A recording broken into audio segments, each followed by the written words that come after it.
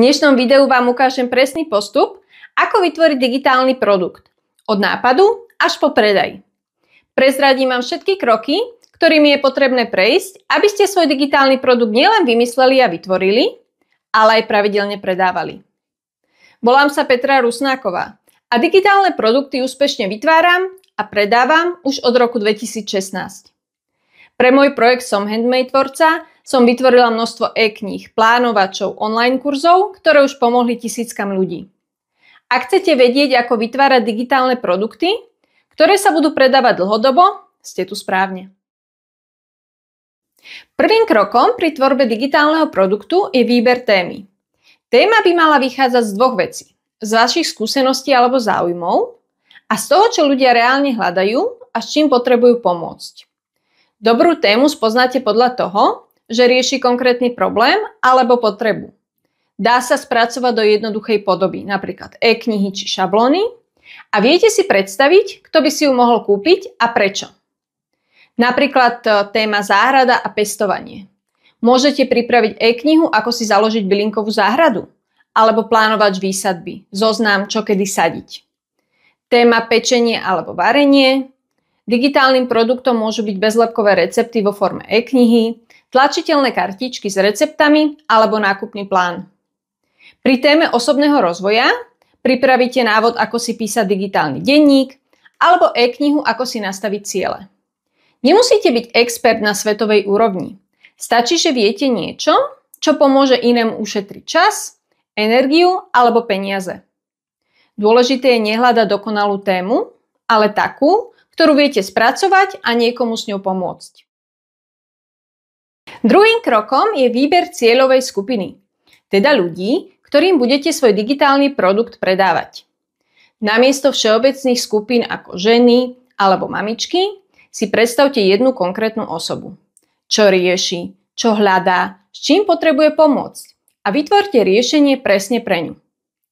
O svojej cieľovej skupine by ste určite mali vedieť, kto sú tí ľudia, vek, záujmy, rodinný stav, čo práve riešia, aký problém, čo chcú zmeniť alebo dosiahnuť a ako im môže váš produkt pomôcť. Napríklad plánovač výsadby byliniek, cieľová skupina by boli začiatočníci v pestovaní. Chcú mať prehľad, čo, kedy a kam zasadiť. Pracovné listy na kreslenie pre deti, cieľová skupina sú rodičia, učitelia a animátori. Tí hľadajú kreatívne aktivity pre deti. Plánovač svadby, cieľová skupina sú budúce nevesty alebo svadobné koordinátorky. Chcú mať všetko pod kontrolou v jednom PDF súbore. O výbere témy a cieľovej skupiny som rozprávala aj v minulom videu. Nezabudnite si ho pozrieť. Keď poznáte svoju tému a cieľovú skupinu, je na čase vybrať si, aký druh digitálneho produktu vytvoríte ako prvý. Tie najčastejšie sú e-knihy, online kurzy, plánovače, printy či nálepky. Keď ste predtým žiadny digitálny produkt netvorili, odporúčam začať s niečím jednoduchým. Ak by ste hneď na začiatku chceli vytvoriť kompletný online kurz, zložitosť a časová náročnosť by vás mohli odradiť. Pre porovnanie, e-kniha je jednoduchšia ako online kurz, plánovač je jednoduchší ako e-kniha. Ja som pred 10 rokmi začala s e-knihou. Bol to 65-stranový sprievodca o tom, ako predávať handmade výrobky na internete. Táto e-kniha sa stále predáva, ale dnes má viac ako 200 strán. Nedá sa porovnať s jej pôvodnou verziou. No práve vďaka tomu, že som začala, som ju mohla postupne zlepšovať. Ak si nie ste istí, ktorý typ produktu je pre vás vhodný, zamyslite sa nad tým, aký typ človeka ste a s čím už máte skúsenosť. Ak radi čítate a píšete, vyskúšajte e-knihu alebo PDF návod. Ak ste vizuálny typ a baví vás dizajn, skúste šablóny, nálepky, plánovače či printy.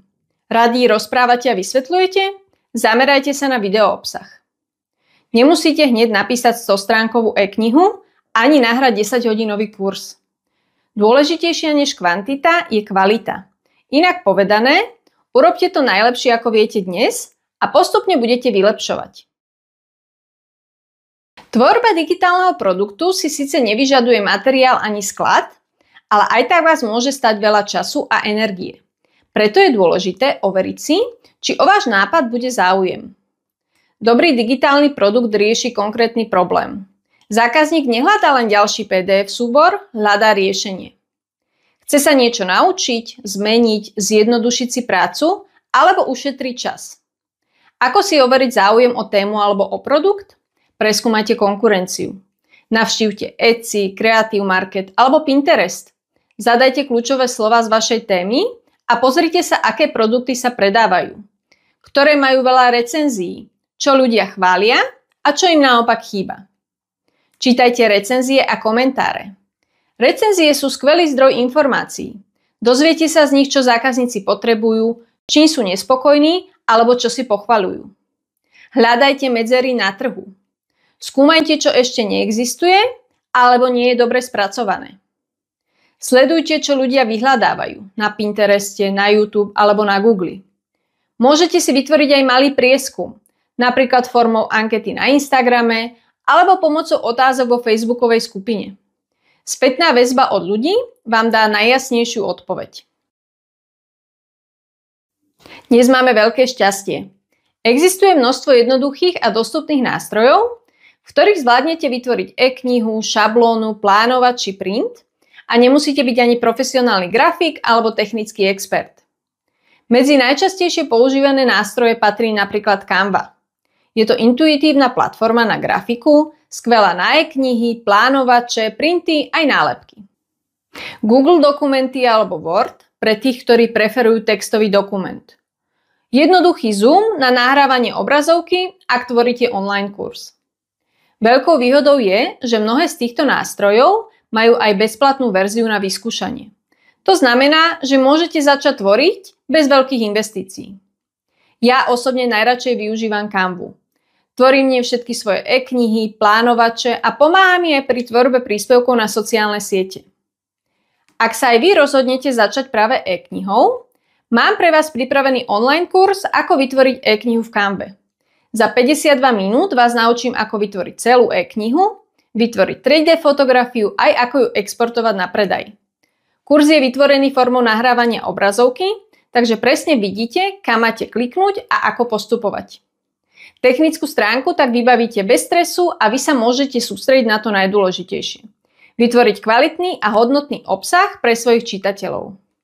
Odkaz na online kurz nájdete dole pod videom. Nasledujúci krok je vybrať miesto, kde budete svoj digitálny produkt predávať. Na výber máte viacero možností. Každá má svoje výhody aj nevýhody. Môžete začať aj s predajom na sociálnych sieťach a odkaz na stiahnutie posielať správou alebo e-mailom, ale sloboda pri predaji digitálnych produktov je v automatizácii. Zákazník objedná, zaplatí napríklad platobnou kartou, systému vystaví faktúru a odošle odkaz na stiahnutie. Takto mám nastavené aj ja. Objednáte si odo mňa e-knihu či online kurz a v priebehu niekoľkých sekúnd vás e-maili čaká odkaz na stiahnutie alebo prihlasovacie údaje. A ja v tej chvíli môžem robiť niečo úplne iné. Takéto automatické nastavenia má väčšina veľkých predajných platformiem, ako napríklad Etsy. S ním pri prehľade možností aj začnem. Etsy je skvelé pre začínajúcich tvorcov. Má vlastnú komunitu a zákazníkov, ktorí aktívne hľadajú aj digitálne produkty. Vhodná je pre printy, plánovače, nálepky aj e-knihy. Výhodou je možnosť predávať do celého sveta. Zákazníci tam už sú. Keď vás Etsy zaujíma, mám pre vás e-knihu Ako predávať na Etsy. Zakúpilo si ju už viac ako 1000 tvorcov a mnohým sa podarilo vybudovať veľmi úspešné Etsy obchody. K e-knihe máte prístup aj do uzavretej Facebook skupiny, kde si navzájom radíme a je tam krásna podporujúca komunita predajcov. Ďalšími možnosťami na predaj sú vlastný web, napríklad cez zahraničný ShopTet alebo WebNote. Ja od začiatku používam český MioWeb, s ktorým som veľmi spokojná. Dole pod videom nájdete odkaz. Výhodou vlastného webu je absolútna kontrola nad obsahom. Nevýhodou sú vyššia náročnosť na technické nastavenie a marketing. Vlastný web je vhodný pre tých, ktorí už majú nejaké vybudované publikum, napríklad cez sociálne siete. Ďalšími platformami sú napríklad Gumroad či Ko-fi alebo špeciálne platformy na online kurzy ako Podia. Sú veľmi jednoduché na používanie, majú automatické doručenie súboru, nie sú tam však zákazníci pripravení nakupovať tak ako na Etsy. Musíte si ich tam priviesť sami. Zamyslite sa, či chcete začať rýchlo a jednoducho, v tom prípade skúste Etsy. Ak máte už publikum, vyskúšajte vlastný web. Ak plánujete kurz alebo školenia, Podia. Neexistuje jedno správne riešenie. Začnite s tým, čo je pre vás teraz najjednoduchšie. Neskôr môžete platformy kombinovať alebo zmeniť. Mnoho ľudí urobí tú chybu, že svoj produkt vytvorí, umiestni na predajnú platformu a potom len čaká, že sa sám od seba začne predávať. Tak toto ale v online svete nefunguje. Konkurencia je veľká a ak chcete, aby si váš produkt niekto všimol, musíte dať o ňom svetu vedieť. Inými slovami, je potrebné aktívne ho propagovať. Ľudia vás nepoznajú. Nepoznajú váš produkt a nevedia, prečo by si ho mali kúpiť. Často dokonca ani netušia, že ho práve potrebujú. Najjednoduchší spôsob, ako začať s propagáciou, je cez sociálne siete. Nemusíte byť všade. Dôležité je vybrať si tu, kde sa nachádza vaša cieľová skupina. Ak predávate do zahraničia, určite odporúčam Pinterest, TikTok alebo YouTube. Odkaz na návod na Pinterest nájdete dole pod videom. Pre slovenských zákazníkov určite nezabudnite ani na Facebook a Instagram. V tomto videu sme prešli celý proces. Od výberu témy až po predaj. Ak sa vám to zdá veľmi zložité, nebojte sa. Nemusíte mať všetko premyslené hneď od začiatku. Dôležité je urobiť prvý krok. Digitálne produkty sú skvelý spôsob, ako zdieľať svoje vedomosti, pomáhať druhým a zároveň si vybudovať príjem.